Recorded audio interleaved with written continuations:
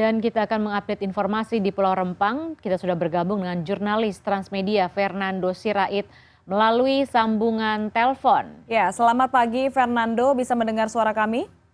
Baik, selamat pagi Kak. Ya, Fernando, kita tahu bahwa rencana relokasi warga Pulau Rempang ini tenggat waktunya seminggu lagi ya, dalam arti tanggal 28 September. Bagaimana pantauan Anda terkait kondisi situasi masyarakat di sana dan juga tanggapan masyarakat seperti apa terkait proses relokasi ini? Baik, untuk dapat saya laporkan untuk saat ini kondisi masyarakat 16 titik kampung tua yang akan terdampak oleh proyek strategi nasional Rempang Eco City sudah mulai kondusif, berbeda seperti tanggal 7 September lalu di mana sempat terjadi aksi unjuk kericuhan dari aksi unjuk rasa penolakan yang dilakukan oleh warga atas kedatangan tim terpadu.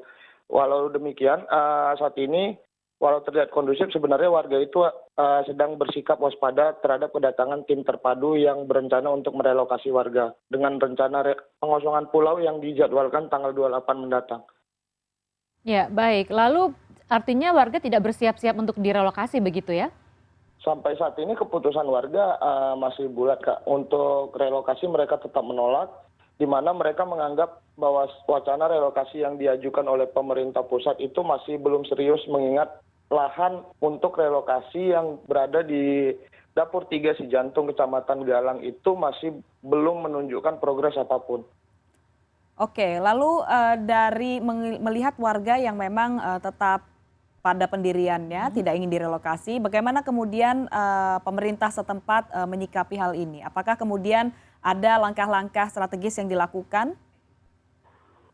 Untuk sikap dari pemerintah saat ini sama seperti yang disampaikan oleh Menteri Investasi dan BKPM RI dalam kunjungannya ke Batam beberapa waktu lalu, bahwasanya mereka sedang mencoba untuk menjalin komunikasi lagi dengan warga Rempang melalui Keramat, yaitu melalui Pak Grisman yaitu Ketua Keramat, dan juga Aliansi Pemuda Melayu, di mana mereka ingin melakukan pemindahan itu tidak di Dapur 3 Sijantung, melainkan tetap berada di Pulau Rempang, Kecamatan Galang.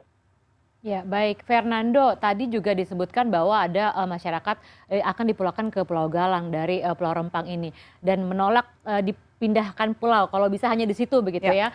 Lalu bisakah Anda gambarkan bagaimana kondisi Pulau Rempang, perbedaannya dengan Pulau Galang, bagaimana situasi, kondisi, lokasi, dan situasinya saat ini begitu?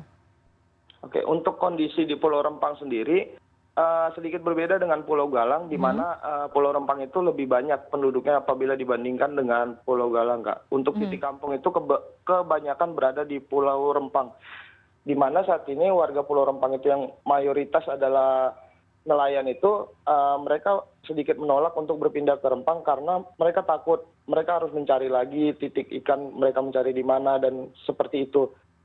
Untuk di Pulau Rempang sendiri kondisinya saat ini untuk pemerintah baru melakukan pembukaan akses jalan melalui hutan. Namun warga juga sempat mengkomplain terkait ini karena jarak yang jauh, terutama jarak lokasi yang jauh dari laut. Oke, baik. Berarti masih kita tunggu seperti apa kemudian titik tengahnya ya, begitu. Karena di satu sisi proyek Rempang Eco City ini akan segera berjalan dan di sisi lain kepentingan masyarakat juga memiliki aspirasinya sendiri. Kita akan tunggu seperti apa update-nya nanti. Terima kasih jurnalis Transmedia Fernando Sirait atas laporan langsung Anda.